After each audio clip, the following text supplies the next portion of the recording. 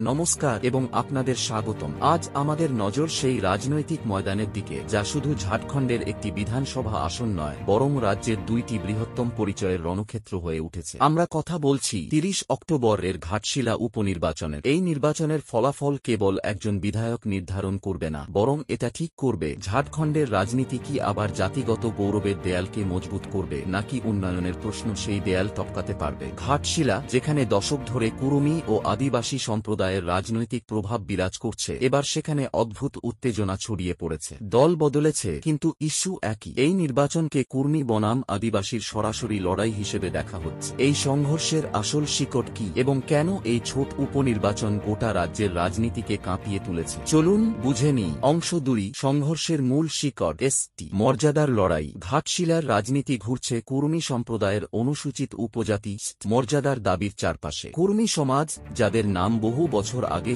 তালিকা থেকে বাদ দেওয়া হয়েছিল, তারা দীর্ঘদিন ধরে আবার সেই তালিকায় অন্তর্ভুক্তির দাবি জানিয়ে আসছে। এই নির্বাচনে বিরোধী শিবিরের কুর্মী প্রার্থী সেই দাবিকেই নিজের সবচেয়ে বড় ভোট অস্ত্র বানিয়েছেন। তাদের যুক্তি, সেট মর্যাদা না পাওয়ায় কুর্মী সম্প্রদায় শিক্ষা ও চাকরিতে পিছিয়ে পড়ছে, যদিও তারা প্রকৃত অর্থে জঙ্গল ও জমির সঙ্গে গভীরভাবে যুক্ত। অন্যদিকে এই দাবির প্রবল বিরোধিতা করছে আদিবাসী সমাজ। আদিবাসী নেতাদের আশঙ্কা, যদি কুর্মীরা সৎ মর্যাদা পায়, তবে তাদের সংরক্ষিত অধিকার, জমির নিরাপত্তা ও সরকারি চাকরির সুযোগ হাতছাড়া হবে। তাদের মতে এটা মূলনিবাসী সংস্কৃতি ও পরিচয়ের ওপর সরাসরি আঘাত। আদিবাসী অঞ্চলগুলোতে এখন প্রচারে শোনা যাচ্ছে স্লোগান, জল জঙ্গল জমি বাঁচাও, পেশা আইন রক্ষা করো। দুপক্ষের জন্যই এই নির্বাচন এখন কেবল রাজনৈতিক ক্ষমতার লড়াই নয়, এটা অস্তিত্বের যুদ্ধ। অংশ ৩, জমির বাস্তবতা ও জনতার মেজাজ। গ্রাউন্ড রিপোর্টারের কণ্ঠে। আমরা এখন ঘাটশিলার পূর্ব প্রান্তে দাঁড়িয়ে আছি, একটি এলাকা যেখানে কুর্মী জনসংখ্যা তুলনামূলকভাবে বেশি। এখানকার রাস্তায় ঝোলানো ব্যানার এবং মোড়ের সভাগুলোতে দলীয় প্রতিশ্রুতি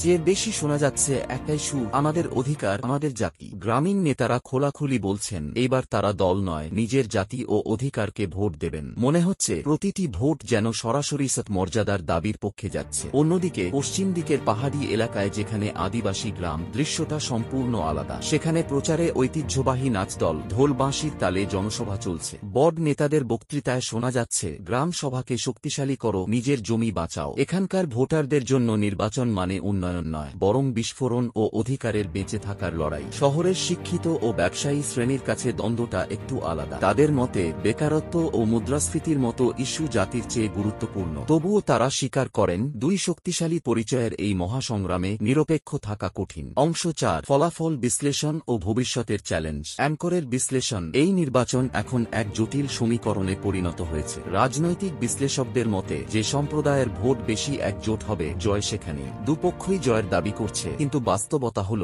সংঘর্ষ এতটাই মেরুকৃত যে বিদ্রোহী ও স্বতন্ত্র প্রার্থীরাও খেলার গতিপথ পাল্টে দিতে পারে। ঘাটশিলার উপনির্বাচন শুধু ঝাড়খণ্ডের এক আসনের ফল নয়, এটা গোটা রাজ্যের রাজনীতিকে নতুন বার্তা দেবে। রাজ্য কি পরিচয়ের রাজনীতি থেকে বেরোতে পারবে, নাকি প্রতিটি নির্বাচন আরও গভীর করবে কুর্মী ও আদিবাসীর মধ্যে ফাটল। জয় যেই হোক, বিজি প্রার্থীর সামনে সবচেয়ে বড় চ্যালেঞ্জ হবে উন্নয়নের প্রতিশ্রুতি ও দুই সমাজের সংবেদনশীল পরিচয়ের মধ্যে ভারসাম্য রক্ষা। ৩০ অক্টোবরের ভোট বাক্সে বন্দি ফলাফল দেবে অনেক রাজনৈতিক প্রশ্নের উত্তর। নতুন মোড়, জয়রাম মাহাতো ও তৃতীয় শক্তির আবির্ভাব। অ্যাঙ্কর, ঘাটশিলায় জমির ওপর যে আগুন জ্বলছে, তার ধোঁয়া শুধু জাতিগত রাজনীতিতে সীমাবদ্ধ নয়। এখানে ভোটের অঙ্কে ঢুকেছে এক নতুন নাম, জয়রাম মাহাতো। ঘাটশিলার ইতিহাস বলে এই আসন কখনো একপেশে ছিল না। ঝাড়খণ্ড মুক্তি মোর্চা যেমন এখানে বেশিরভাগ সময় জিতেছে, কিন্তু বিজেপিও প্রতিবার প্রবল লড়াই দিয়েছে। কিন্তু এবারে এসেছে এক নতুন খেলোয়াড়, ঝাড়খণ্ড গণতান্ত্রিক ক্রান্তিকারী মোর্চা জখম, যার নেতৃত্বে আছেন জয়রাম মাহাতো। তাঁর আন্দোলন স্থানীয়তা ও কর্মসংস্থানের প্রশ্ন তুলেছে,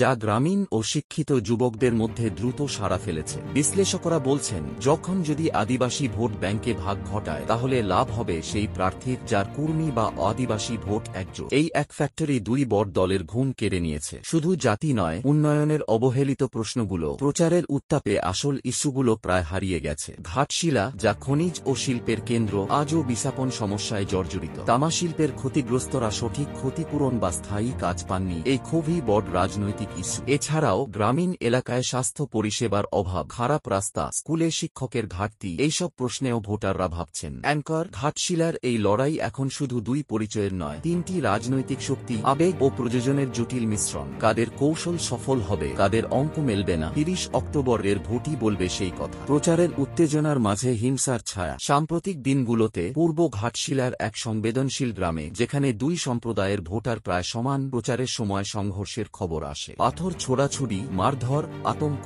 সব মিলিয়ে এলাকায় ছড়িয়েছে ভয়। প্রশাসন সঙ্গে সঙ্গে অতিরিক্ত আধাসামরিক বাহিনী মোতায়েন করে পরিস্থিতি নিয়ন্ত্রণে আনে। তবুও এই ঘটনার পর ভোটারদের মধ্যে ভয় ও অনিশ্চয়তা বাড়ছে। প্রধান দলগুলো একে অপরকে দোষারোপ করছে, আর নির্বাচন কমিশন জেলা প্রশাসনকে শান্তি বজায় রাখার কঠোর নির্দেশ দিয়েছে। প্রশ্ন হল, এই উত্তেজনা কি ভোটের হার কমিয়ে দেবে? শেষ অংশ, উপসংহার। অ্যাঙ্কর, তো এই ছিল ঘাটশিলা উপনির্বাচনের প্রতিটি দিক। পরিচয়ের লড়াই, উন্নয়নের প্রশ্ন এবং ভোটের জটিল সমীকরণ। এটা স্পষ্ট, কুর্মী বনাম আদিবাসীর এই সংঘর্ষের প্রতিধ্বনি গোটা ঝাড়খণ্ড জুড়ে শোনা যাবে। আপনাদের এই গ্রাউন্ড রিপোর্ট কেমন লাগলো কমেন্টে জানাতে ভুলবেন না। আর যদি চান আমরা এমনই সত্য ও নির্ভীক রিপোর্টিং করে যাই, তাহলে এই ভিডিওটি লাইক করুন, শেয়ার করুন এবং আমাদের চ্যানেল সাবস্ক্রাইব করে বেল আইকনটি চাপুন। জুড়ে থাকুন আমাদের সঙ্গে। নমস্কার।